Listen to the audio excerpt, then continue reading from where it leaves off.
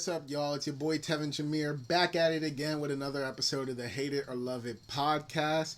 And y'all don't even know, man. Like yesterday, I was trying to film this episode. Today is Monday, August 28th, so I'm literally dropping this episode tomorrow.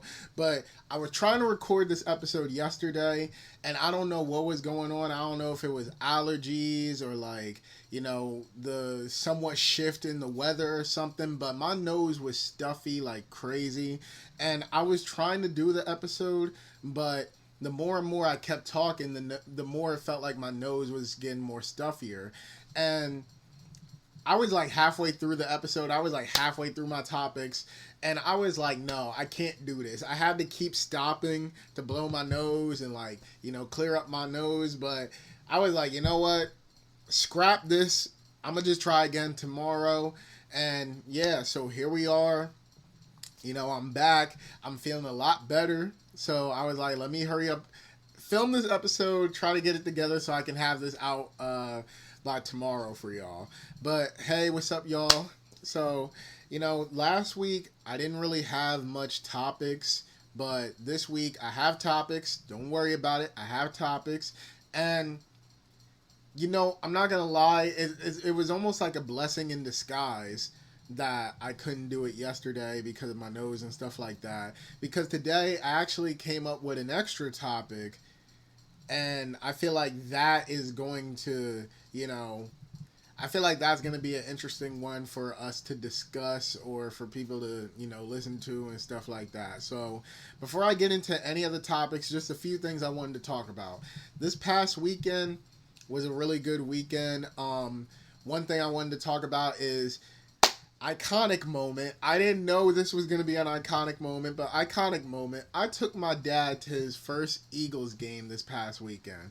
Yeah, it was a preseason game, and he was a little bit disappointed because, not like, oh, this ruined my day or, my time disappointed, because he was hyped. He was very hyped to go, but preseason games, he was telling me how a lot of the stars on the team or the really good people on the team weren't going to play that night. But besides that, he had a really good time, and I was glad that I was able to share a special moment like that with him, because originally it was going to be me and my friend going, but then something happened with him. Don't fully know that situation, but something happened with him.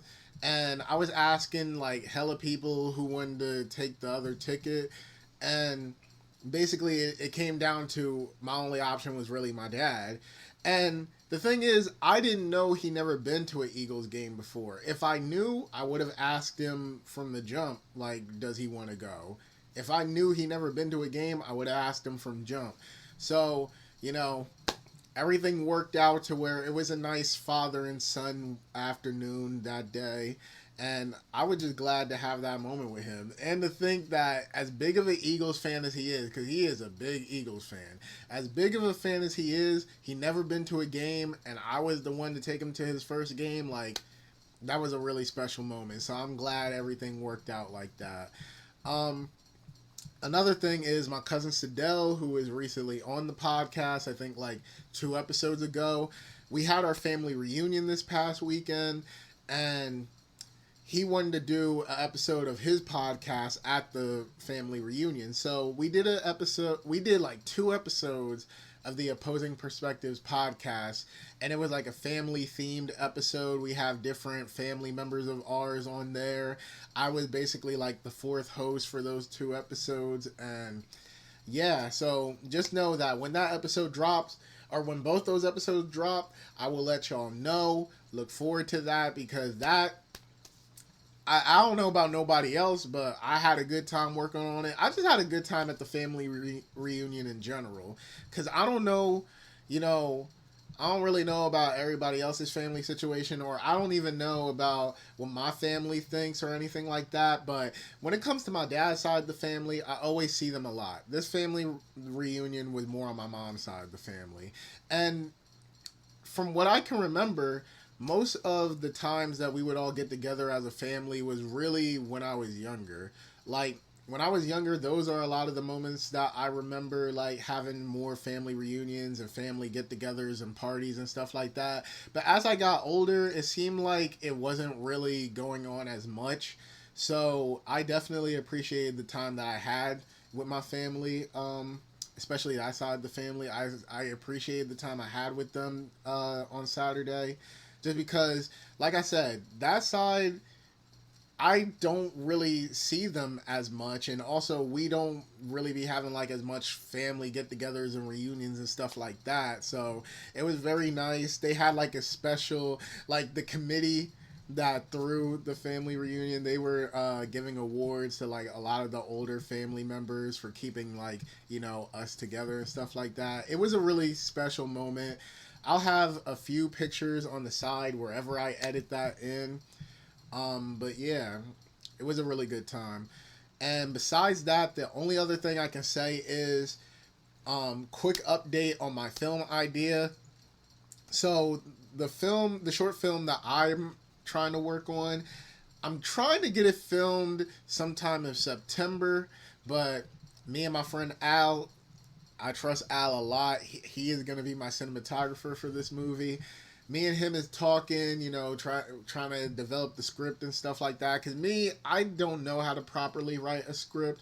He does. So I'm basically just making the outline, making the story and all that. And then he's going to help me convert it to like script format. Then we got to find actors and stuff like that. And I'm trying to get this film sometime in September. If we got to do October, then, it is what it is. But really, I'm trying to go for like a Halloween release, since this is going to be like a horror movie. So that's basically all I have to say so far as updates. But just know, you guys are going to be really in for a good film when I do eventually release it.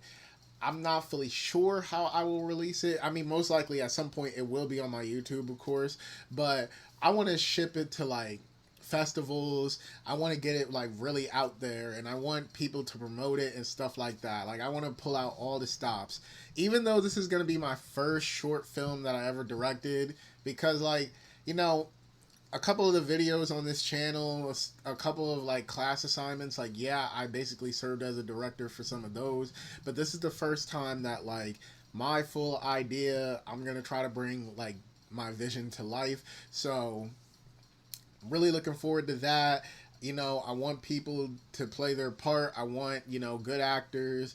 I want to like, I just basically want to go all out for my first short film. And I know it's the first, so there will be, hiccups. It's not going to be perfect. But the way that I got the story and everything planned out, I think this is going to be like a really good movie. So, if you guys are interested in seeing that, make sure you like, comment, subscribe. Y'all already know. But, alright, enough updates. Let's get to the topics. So, the first topic that I have for today is the recent demonetization of Fresh and Fit. So, I'm not really into the whole Fresh and Fit bullshit, but the only reason I felt like I had to talk about this topic was because if you guys have been subscribed to me for a long time, I made a video, I think like a year and a half ago, basically talking about my dislike for Fresh and Fit. I'm not really fans of them. The only time I've ever watched a full episode with them is literally whenever DJ Academics is on. Like, if Academics is on, then I'll check out the pod because I like Academics, but I do not like Fresh and Fit. I just feel like a lot of their teachings and their bullshit about being a high value man, like, I feel like a lot of the things that they teach this new generation of guys, it's really, I hate to say this word because I feel like this word is very overused, but I feel like it really is very toxic. Like, they spread a lot of negativity, and I feel like overall they're a very negative platform. But this past week, it was news, especially on YouTube and Twitter, that they got demonetized, and they made a video addressing it. And I'm not gonna lie, it was low-key funny watching them cry about their channel being demonetized. So, yeah, what do I think about their demonetization? The interesting thing to me is who knows how long they're going to be demonetized, because you never know, they could get monetized again. They could be trying to like figure out different avenues to still do their podcast and stuff like that, find out how to get paid from it still and whatever. But the way that I'm thinking about it, I'm thinking about it in the aspect that like the damage was already done, because in my opinion, as horrible as I feel like their platform is, I feel like it really was a big platform within the red pill community, within the manosphere and stuff like that. And I do sometimes see a lot of YouTubers and TikTokers that somewhat follow their teachings. I do see like creators that seem like they were somewhat inspired by the things that they did. So while it is good that we knocked out like basically the grandfather of this movement and stuff like that, I feel like there still needs to be a lot of work done in order to fix the narratives that they were putting out. If you guys get what I'm saying, like their negativity was already spread, and there are still people that are fans of them that want to see them continue and come back and stuff like that. So a lot of people are celebrating that they're gone, but to be honest, I feel like there's still a lot more work to do in order to show people that like the messages they were spreading was not really that good, and it just that they spread a lot of negativity. So, you know, I feel like we can enjoy the fact that they got demonetized, but we need to have more positive creators that shows what it really means to be a real high value man and not on no negative shit. I mean, like, what does it really mean to, have yourself put together, reach your goals, but also respect women? I feel like that's the biggest problem that I have with Fresh and Fit. They are really disrespectful ass dudes to women, and I'm not beat for like all that being disrespectful to women and shit like that. Like, I don't know. And sometimes, low key, I get the vibe that they be paying like some of the women they get on there. Because sometimes people will be like, oh, but because I've seen a lot of counter arguments to people saying that Fresh and Fit are negative and stuff like that. I've seen like counter arguments where people will be like, oh, but this woman is openly doing this stuff. This woman is fine with this, or this woman acted like this, or there's like clips where they try to argue with the women, and sometimes they'll just overshadow them, they'll scream over them, they'll mute their mics, and it's like, my thing is, you guys still got to be respectful though. And sometimes I feel like they be paying some of the women that they get to be on there to act like the way they do, because it's like, I don't know, man. Like, sometimes the shit just don't feel real. If y'all ever seen a clip of Fresh and Fit, then you know what I mean. Like, sometimes the way they be interacting with women, the way that sometimes even the women act on there, is like, sometimes the shit just don't feel real. I feel like y'all paying off these women to be acting like this, and even if you're not, y'all still be disrespectful as hell for like, hey, if that's the lifestyle they chose, that's the lifestyle they chose. But like, that's still like, at the end of the day, they chose that lifestyle, and y'all are choosing to, what's the word? Y'all are basically gravitating towards women like that anyway. Because my thing is, they be talking about how some women act like hoes, some women act like this or that, or they be acting like thoughts. But also, we also got to take some type of accountability that you guys are kind of gravitating towards that type of women. If y'all didn't really like it, why do you guys keep gravitating towards it? So that's just a thought that I have in my mind sometimes when I see some of this Fresh and Fit stuff. Because also, like, why are you guys gravitating towards that? Because there's a lot of respectable women out here. There's a lot of women that fits a lot of the criteria that maybe they're looking for. But you guys keep gravitating towards these quote unquote hoes or thoughts that you guys keep complaining about. It's like, if you want to find more respectable women, hey, it might be a little harder where they're at. Apparently in Miami, it really gets freaky and crazy like that. It might be harder where they're from, but it's like, if you really want to go look for it, then look for it and stop complaining about the women that you guys associate yourself with. So yeah, that was just like a little rant about how I feel like they disrespect women. But overall, I do like that they got demonetized. I do feel like that's a good step in the right direction for like getting negative type of people out of the way. But also, I do want to say this though. I do want to make this clear. I am a firm believer in freedom of speech, and my thing is, I do believe in freedom of speech, but I also believe that be ready for the consequences of what you say. Like, say whatever you want, express whatever you want, but don't be naive to what the consequences are going to be. Because my thing is, a fresh and fit can exist out here. They can make money, they can do what they want to do, but if you keep spreading negativity, if you keep having a lot of bad shit keep coming up on your platform, at some point that is going to cause your downfall. So don't take this as me saying like, oh, fresh and fit can't say what they want to say. Like I said, I'm a firm believer in freedom of speech, but do not sit here and act naive once the consequences start coming to you. That's like a white person going up to a group of black people saying the N word. It's like, yeah, you can say the word, and not really giving, I don't mean it like giving y'all permission to say the word, but it's like, you can say the word, but don't be acting stupid when somebody slapped the shit out you. Because somebody is going to. That's what I mean. It's like, you gonna say it. You can say it. We're human. We can say what we want. But do not act naive when somebody slapped the shit out you. And I'll personally just speak it. If a white person came up to me and my friends and said the N word like all proudly, I would not be mad at my friend for slapping the shit out them. Like, don't misconstrue my words when I say this, but like I said, Fresh and Fit, they did a lot of negative shit, and at some point they should have expected that this was going to happen. Because you can say what you want, but do not be naive. Because you know what you put yourself into once you say things like that.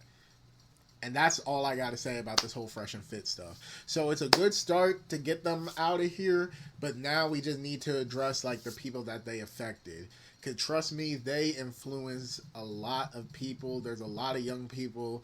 And I'm saying this like I'm not young, but there's a lot of people that watches their content and that really be like listening to their shit. There's a reason they were as popular as they was. There is people out there actually listening to their shit and following it. And we need to like address that issue because, Fresh and Fit, they ain't good role models.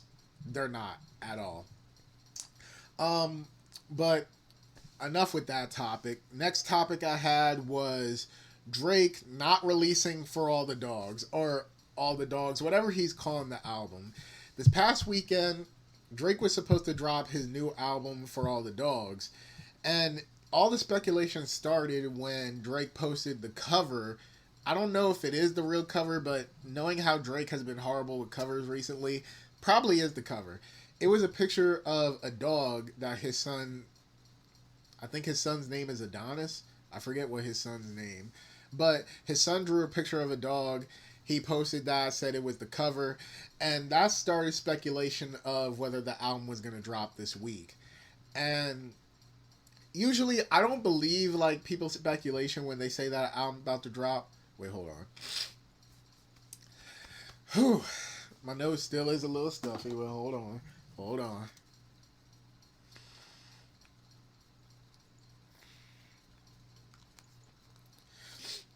If you guys are not using it, use Vapor Inhaler. They are really good for when your nose is stuffy and whatever. But, so, usually I don't listen to when people start speculating that album is about to drop. I don't listen until the artist or an official publication says something. Alright, just had to stop real quick to, like, fix with my nose because it is still stuffy a little bit. But usually I don't believe when people start to speculate that an album is about to drop. But the only reason that I believed it this time was because I saw an article where they said that Amazon apparently confirmed that the album was, I don't know why I said confirmed like that, but apparently Amazon confirmed that the album was supposed to come out this Friday. And I mean, it's Monday now, and you guys can see the album isn't out. So I wanted to take the time to somewhat speculate on, or not even just speculate, but I also want to talk about what do I personally want out of this Drake album. And if you ask me, well, first I should say that Drake said that this was going to be like a old type of Drake type album. Like he said, if y'all missed the old Drake, then this album is for you. And the thing is, I'm trying to figure out what does he technically mean by old Drake? Because Drake had so many different eras as far as his music. Like you have the Room for Improvement, Comeback Season Drake. I somewhat group the So Far Gone and Thank Me Later Drake as like the same spectrum or whatever. You had Take Care Drake, which does somewhat feel different from the that does feel different from the Nothing with the Same Drake. And then Views, and If You're Reading This Is Too Late, and that collab album he made with Future, like that feels like its own era. Like Drake had so many different eras. It's almost like when you hear him say you want the old Drake, what is technically the old Drake that you're talking about? Are we getting a Take Care type of album? Are we getting a Nothing Was the Same, or a If You're Reading This Is Too Late? Are we getting the Views? Because honestly, when I hear people talk about Drake's career and like where he started to fall off as far as quality to people, because obviously if we're talking popularity, obviously he didn't fall off, but when it comes to like, you know, quality of his albums and stuff like that, I feel like the real clear divide with Drake's albums started with Views, because I feel like that's when Drake's albums started to be more arguable on whether they were good or not. Before that, I think it was very clear that people like So Far Gone. Thank Me Later did get a little bit of mixed reviews, but it's more on the favorable side. Take Care obviously is a hip hop classic at this point. Nothing with the Same is also considered a classic. If You're Reading This Is Too Late was considered a classic mixtape. So like a lot of the albums in Drake's beginning of, like, if you look at the halfway point of his career, and maybe this isn't the halfway point anymore because he dropped so many projects at this point, but before Views everything was considered more favorable. After Views is where people start to, you know, argue a little bit, like who you know, it's really up to you if you like the project. So when he says like classic old Drake, what are we getting? What do I hope we get? My favorite Drake projects are If You're Reading This Too Late and Nothing Was the Same. Like, someday I gotta do a ranking of all my favorite Drake albums or whatever, but Nothing Was the Same, if we're talking like just official albums, like what he officially called albums, Nothing Was the Same, my favorite album from Drake. But if we're talking overall project, then If You're Reading This Is Too Late. And personally, me, when I hear a title like For All the Dogs, I'm thinking we're about to get more of a rap inspired album. Something like If You're Reading This Is Too Late. Because if you really think about it, Drake never made a strictly rap album. Like Nothing Was the Same felt very rap, but If You're Reading This Is Too Late felt like his most rap project, if you really think about it, because Drake usually likes to do a mixture of R&B and rap music, and I feel like albums like Nothing Was the Same and Take Care, they're the perfect blend of rap and R&B. But when you get into projects like If You're Reading This Is Too Late, yeah, that I would consider a fully rap album. Like, yeah, you had Wednesday Night Interlude. I think the other song with Party Next Door, I think it was called Preach or like Six something, but that was somewhat an R&B song. Jungle was definitely an R&B song. So like, it's not that he didn't have R&B songs on there, but If You're Reading This is his most rap project.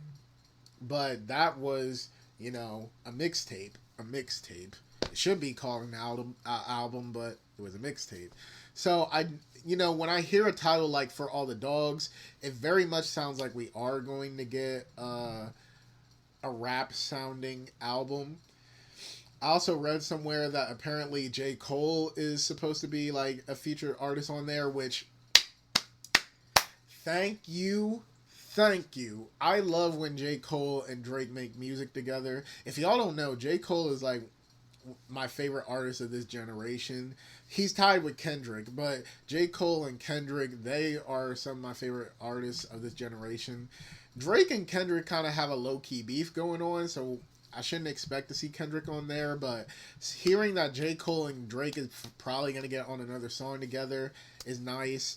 Some expected features, you know, I can expect a J. Cole. I can expect Lil Yachty because Drake and Lil Yachty is like close like that. I remember I didn't used to like Lil Yachty like that, but over the years when Lil Yachty was trying to prove that he can actually rap, I have to give it to him. He has stepped up his bars, so that's pretty nice. J. Cole, Lil Yachty, Nicki Minaj I heard was supposed to be on there, and Nicki can spit, so you know, I'm glad to hear that. I want a Lil Wayne feature. It's been a minute since we had a Lil Wayne and Drake collab. I want a Lil Wayne feature. I want a Meek Mill feature. Who else? Oh, I'm saying it's been a while since we had a Lil Wayne feature, but Lil Wayne was on Certified Lover Boy. But still, I want Lil Wayne on here still. Meek Mill, I want a Meek Mill feature. If I had to say one more feature, I don't know. I want a feature that seems so out of left field you wouldn't expect it. I'm gonna say Logic. I would love to see a Drake and Logic collab because I just want to know how that would sound. I want to know how they would mesh together. Like, how the hell would a Drake and Logic song sound? So, yeah, I want to see that. That's my wild card. I don't think we would ever get that, but if that does ever happen, I would be hype. So yeah, you know, that J. Cole is apparently the only one that he confirmed. I think Lil Yachty is safe in the bag, but everybody else is strictly just me speculating on who I would like to see on there. But yeah, if this is a more inspired rap album, then I definitely want to hear some lyricists on there. Like, get a Joyner Lucas, get some, get Benny the Butcher. You know, I heard that Drake was working with the Griselda guys a lot. Get them on there. Like, yeah, get a lot of spitters on this album. Like, For All the Dogs definitely sounds like a rap inspired album. So I want to hear some straight lyricists. I would love to hear like 50 Cent on there. As rare as a 50 feature is, I would love to hear that on there. So yeah. You know, that's basically my wish list. I guess so far this topic has really just been a wish list for Drake's next album. As far as production, you know, obviously we're going to have 40 on there. Get some Metro Boomin. Get Take Keith again. I feel like Drake and Take Keith is really a good combination. If there's another producer, Murder on the Beats, but I mean, that's kind of expected for Drake. You know, get... my real wish for this album is if this is gonna be a more inspired rap album like I think it is, because a title like For All the Dogs really sounds like that, and then even the drawing that Drake's son did gives off a very dark demonic type look. I'm just like, with this motherfucker seeing demon dogs, like, why did he draw a dog like that? But the way that he drew it definitely gives off like a dark, gritty type vibe. At least when I looked at it, it does look like a very gritty, like, picture of a dog. So I'm just like, yo, if we really are getting that more rap-centered Drake, get with some lyricists. Give us a time and location ass track where you're dissing somebody, because we need some disses. Don't diss Kendrick though. Kendrick will body you. But yes, get some lyricists on there. Do what you gotta do. But I want a very rap centered album. Basically, give us an album version of if you're reading this. Give us an album version of that, and I will be just fine. So, all right. Next topic I wanted to touch on, and this kind of, I will say that one of the people that I want for Drake's album, this topic basically has to do with them. So I said I wanted Meek Mill on Drake's next album.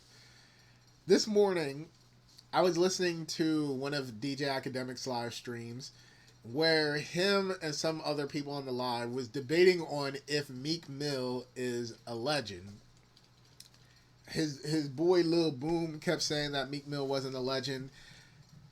I'm trying not to be biased here. I'm trying not to be biased because I said it before that basically I grew up in South Jersey. We're very close to Philly, so like Philly culture, Meek Mill was always a hero to us and stuff like that. So I'm trying not to be biased.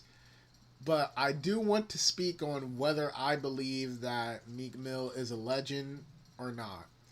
And I gotta hit up my boy Josh for this because not this episode, but I gotta talk to my friend Josh about this because me and him we used to have talks about like what makes a legend and what makes a goat.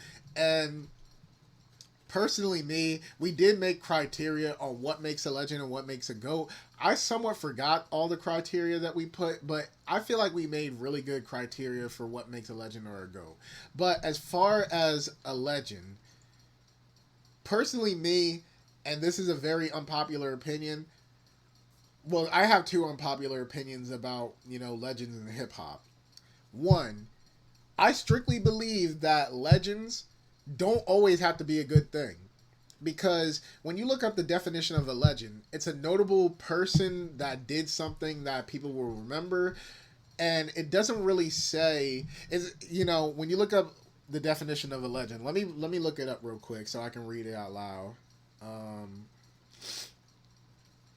Legend definition. All right, I'm gonna read the three definitions that came up for a legend. One, a traditional story, sometimes popular, regarded as historical, but unauthenticated. And they use the legend of King Arthur as an example. Definition number two, an extremely famous or notorious person, especially in a particular field. Number three, very well known. I like to stick with the traditional definitions of what a legend is. And when you look at the definitions, nowhere does it necessarily say that a legend needs to be good or bad. So when it comes to legends, I believe there is good legends. I believe there is bad legends. An example of a bad legend that I would say is 6ix9ine. I've always said that 6ix9ine and the story of him is always going to be known in hip hop. Like even to this day, when people talk about a snitch, you basically talk about 6ix9ine. Like he is basically the synonym of a snitch now. So, he's closely associated with, the symbol of a rat. Like when you talk about 6ix9ine, everybody knows who you're talking about. When you talk about the story of 6ix9ine, everybody already knows what it is. It's legendary. It doesn't necessarily mean that it's good, but it's still a legendary story. When you talk about 6ix9ine, everybody knows what it is. He's a well-known person. He was well-known for faking like he was a blood, and he's well-known for being a snitch. He is basically the poster of a snitch, and that's a big thing in hip-hop. No snitching. So, I feel like 6ix9ine is a legend. Like whether you want to agree or not, he is a legend, but that doesn't necessarily mean that he was a good legend. Good legends is people like what I would consider Meek Mill. I do consider Meek Mill a legend. Other people that I feel like are legends, but not necessarily goats. In my eyes, the game is a goat, but I can't say that in the grand scheme of hip hop, he is a GOAT. I believe that he is a legend, but I can't say in the grand scheme of hip hop that he is a GOAT.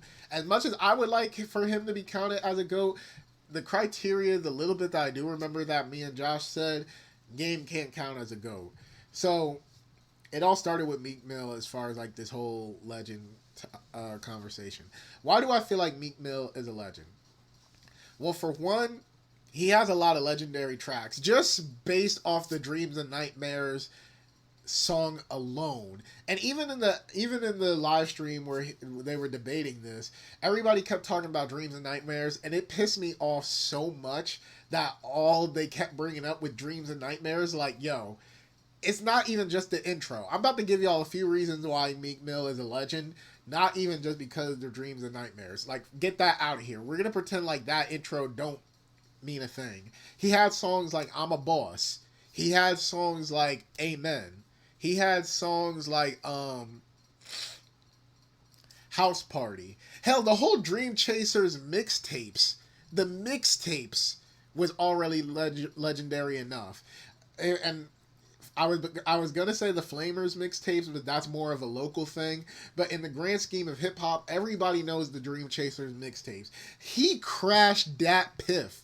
He crashed Dat Piff every time he dropped when he dropped Dream Chasers 3 and 4, everybody was going crazy over that shit. I'm not even talking locally, but everybody as far as hip hop was focused on Meek Mill when the Dream Chaser stuff happened.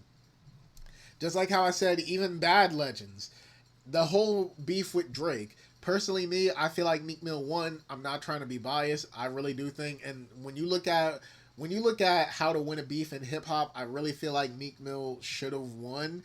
But that beef in itself already put Meek Mill in a very legendary moment. Like, that's a moment in hip hop that we're always going to remember. How Drake basically went on him with Back to Back and Charged Up. Like, he's already associated with legendary moments. Not only that, but but Meek Mill even has albums that some people would consider classics. Like, Dreams Worth More Than Money. Like, that album was really good. I can still see people bumping that. And even to this day, I still hear people bumping Dreams Worth More Than Money. Championships was a really big moment, legendary moment in time. Or you know what? Maybe I'll consider that more of a moment than less of a legendary thing. But yeah. Not only that, but even the whole thing that Meek Mill was going through with, his probation and how, like, he kept getting locked up, and the way that people was rallying for him, not even just in Philly, but the way that the whole grand scheme of hip hop was, rallying for him, and this was in the midst of his beef with Drake. People was still having his back in that whole situation, and it's stuff like that I would say Meek Mill is a legend. He's had too many moments. He has too many songs. He had too many classic projects for you not to count him as a legend. And I'm not even counting Dreams and Nightmares. That's just literally the icing on the cake. But everything else should already prove the point that he is a legend. Like, he is not going to go down as a GOAT. Personally, me, I don't think Meek Mill will go down as a GOAT. I love Meek Mill's music, but I don't think he'll go down as a GOAT, but he should definitely be in the legendary conversations. And not even just a legend to your city, which also, that was the second unpopular opinion I have about legends. Like, the way that people talk about people being legends nowadays, like, automatically when a rapper dies, they're a legend. Like, one of my unpopular opinions is that Nipsey Hussle is not a legend, and that's not me being disrespectful. He is not a legend. He is not a legend in the grand scheme of hip hop, but he is a legend when it comes to California. Like, when it comes to his city, when it comes to his state, he is a legend within that state. The things that he did for California, the things that he did for Crenshaw, and how he inspired the people in his state, I believe he is a legend for his state. But when it comes to the grand scheme of hip hop, he is not a legend.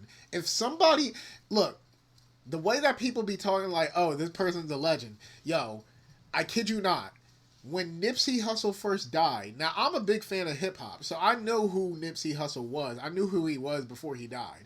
But if I'm sitting here telling my black friend Nipsey Hussle died, and he's like, who's that? And also, my friend does listen to a lot of hip hop. If I'm telling him that Nipsey Hussle died, thinking that would be news to him, and he said, who's that? Majority of the reactions that I saw where when he died was, who's that? Who is he? A legend, you should never have to question who they are. If they're a legend, everybody is going to know that person. Most people are going to know that person.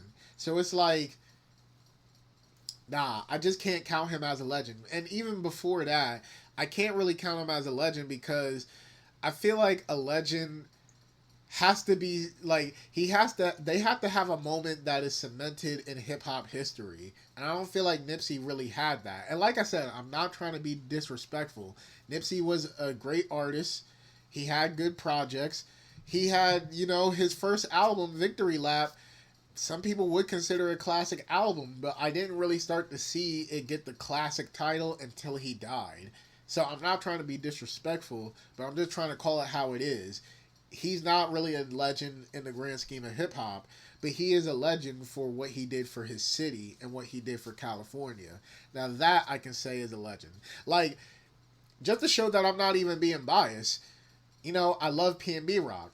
He is a big artist to me, you know, to this area. He was a really big artist. I would say that PNB Rock is a Philly legend.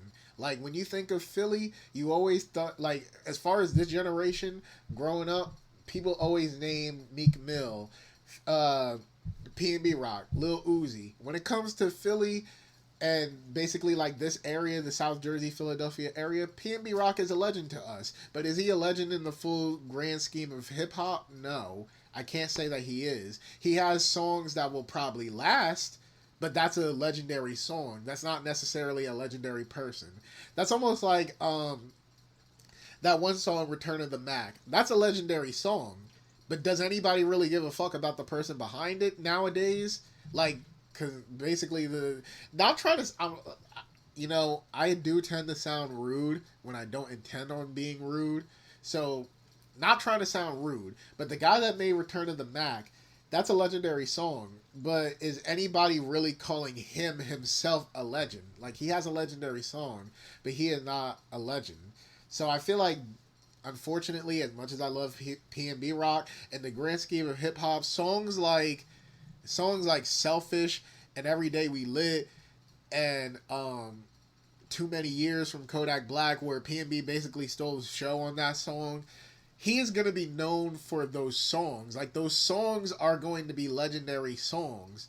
But I don't necessarily think that when I have kids, unless I tell them about PNB Rock, I don't think they're going to specifically know about him unless I personally tell them about them. Which, don't worry, I will. But I'm just saying that we have to break it down to local legends and legends in the grand scheme of things. Because there can be different type of legends. I do believe there's levels and categories to being a legend. Just like how I said with 6ix9ine. Not every legend is a good thing. So 6ix9ine is a bad legend. Nipsey Hussle is a legend to his city. But when we talk in the grand scheme of hip hop, I do believe that Meek Mill is a legend. He has the songs to back it up. He has the moments to back it up. Is he going to be a GOAT? No. But he has the songs, albums, and moments to back up being a legend. And, you know, whether y'all think I'm being biased, open the conversation. Let's talk about it in the comments. Because I do believe that Meek Mill is a legend. Like, it's crazy. One of my cousins who's from Atlanta, I remember I went to his wedding like last year. Him and his wife at the reception walked out to Meek Mill. Like, come on now. The way, and okay, now I am going to talk about Dreams and Nightmares intro. The way that people will go crazy for that intro. Come on now. Meek Mill is going to be a legend. It's not even just going to be that song. He is going to go down as a legend. Give it a few years. For anybody that's listening to this and that doesn't agree, give it years. Give it a few years, and I guarantee you that Meek Mill is still going to be considered a legend. So, like I said, let me know down in the comments if you agree, disagree. Let me know, because this is a conversation that I really like to have. So, that's it as far as like all my main topics. The last topic that I really have, and it's not really much of a topic, but it's more me just discussing like a little update as far as the Hollywood strike. So let me pull this up real quick. I'm going to have it somewhere, wherever I edit it at, it's going to be in the corner. So, okay, so a little update for the Hollywood strike.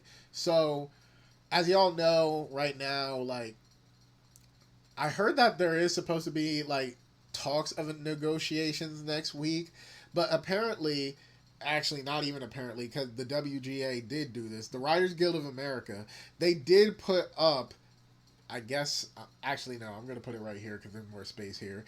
They did put up basically a chart showing how much money each major studio makes as far as like, you know, a year. They have the annual cost, annual revenues, and then they have the cost of percentage of revenues that they are requesting from each studio. And if you look at the stats, you can clearly see that just to pay the writers and the actors, you're not even giving up 1%. You're not even giving up. Oh my gosh, I need to hurry up and wrap this episode because my nose is starting to kill me now. But you're not even paying 1% of your revenues just to pay off and give your actors and writers a fair wage. So basically, I bring up this chart and I'm bringing up this topic just to say, guys, if you're not showing solidarity for the writers and the actors, I urge you please to do it. If you guys are not that informed about the strikes currently going on, watch some of my older episodes or just even look up the topic. I just basically, this isn't really a topic, but this is just me wanting to spread awareness for these actors and writers that are striking right now. Because I was even talking to my cousin about this at the family reunion, and I was basically telling him, like, it just really isn't fair when you think about it. Because as far as writers, and I'm going to keep this short because I've said this a lot in past episodes, but as far as writers, it's unfair because, everybody always gives credit to the directors, producers, actors, all of that. Everybody always gives credit to them. But before you can even touch a camera, even before you even get actors or anything like that, it always starts in a writer's room. It always starts with an idea that someone puts down on paper. It always starts with a script. So for writers, it's very disrespectful to treat them like that, and you can't even pay them below 1% just to give them a fair wage. Come on now, studios. Come on.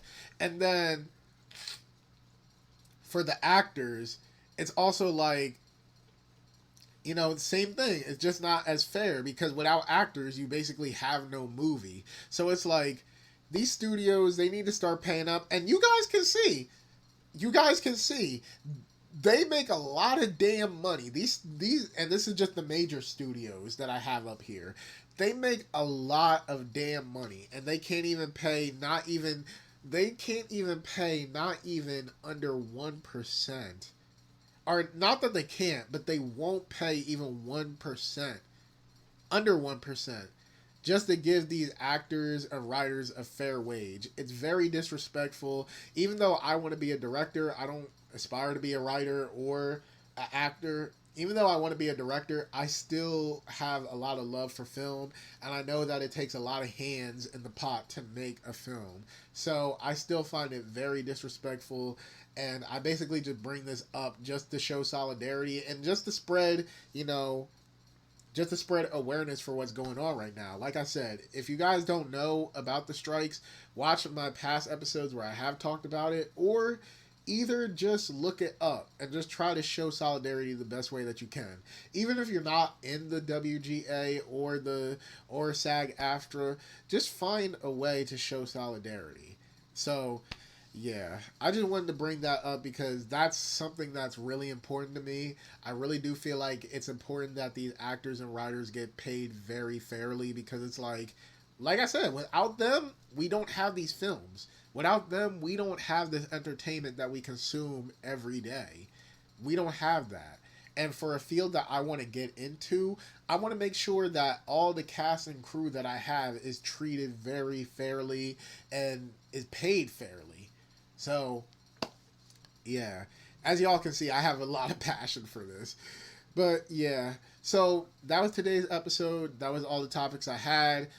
I do want to apologize for last week's episode because there really wasn't much topics. It was a very slow news week and stuff like that, but hopefully this episode made up for it, and I hope you guys enjoyed. Like I said, short film on the way. Definitely going to keep y'all updated as episodes go on. Family podcast episodes is on the way. I'm going to let y'all know about that. I'm dropping a vlog tomorrow for my friend's short film that I worked on, so look out for that tomorrow. And yeah, so with all that being said, Tevin Jameer signing out. Catch y'all in the next episode.